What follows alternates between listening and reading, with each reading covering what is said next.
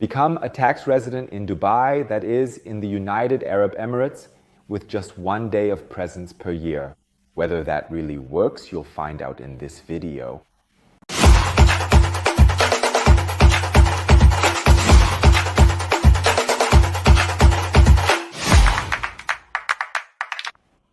Hello and welcome. My name is Florian Wilk. For over 15 years, I have been the managing director of CMC, among other places in Larnaca, Cyprus. And of course, I also deal extensively with the United Arab Emirates, with Dubai as a country for immigrants, so to speak, a tax optimization jurisdiction with all its advantages and disadvantages. And today, I want to address the topic, how much physical presence do I really need to become a tax resident in the United Arab Emirates? Or in other words, what requirements do I, as a natural person, have to meet in order to truly be considered tax resident? Because there are always the same misunderstandings here, and I also have the feeling that sometimes the advice given isn't entirely honest and important points are not mentioned. That's why it's important to seek independent guidance and to approach such an optimization or emigration, whichever it may be, with an open mind.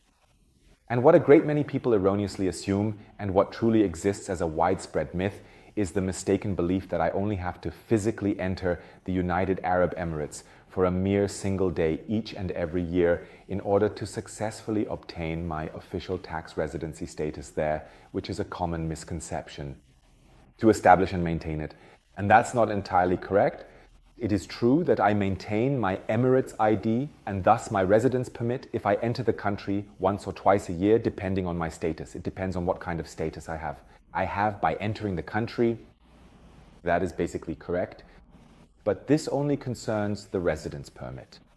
This means that if you want to become a tax resident and you want a tax return or a tax residency certificate from the United Arab Emirates, that can be important for your country of origin or for countries where you have additional residences or certain economic interests. That can be important for banks, especially, let's say, solid private banks.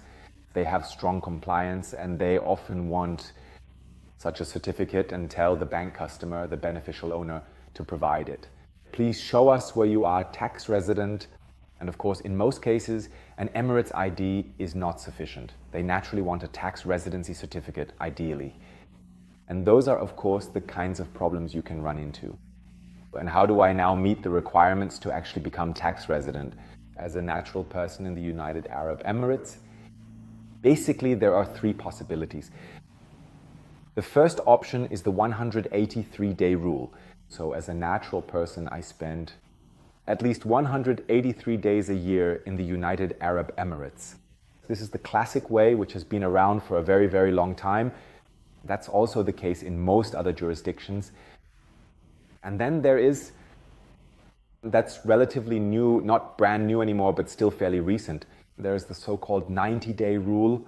This means I can also become tax resident in the United Arab Emirates with a minimum stay of 90 days.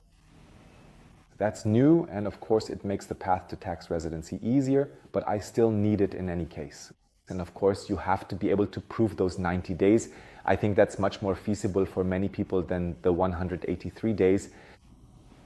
Also in this context, it should be said, if I spend 90 days in Dubai and say 190 days in Spain, then of course I am considered to be in Spain.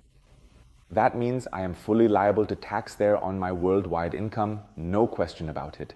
In that case, tax residency in the Emirates doesn't help me at all. So you always have to look at the whole picture, take everything into account, and not just limit yourself to a single jurisdiction. It seems logical, yes, but mistakes are still made in this area, which is why I think it's important to point this out. And then there is a third way, which is not quite as clearly defined. And here I would say you are independent of your stay in the United Arab Emirates. You are considered tax resident if the center of your life interests is there. In other words, you might have school-age children who attend school in Dubai or the Emirates. You own a thriving business, you own significant property, or have a long-term rental agreement there. You have multiple vehicles officially registered there. You have other substantial economic interests in your own name, as well as strong personal ties and connections to the vibrant United Arab Emirates.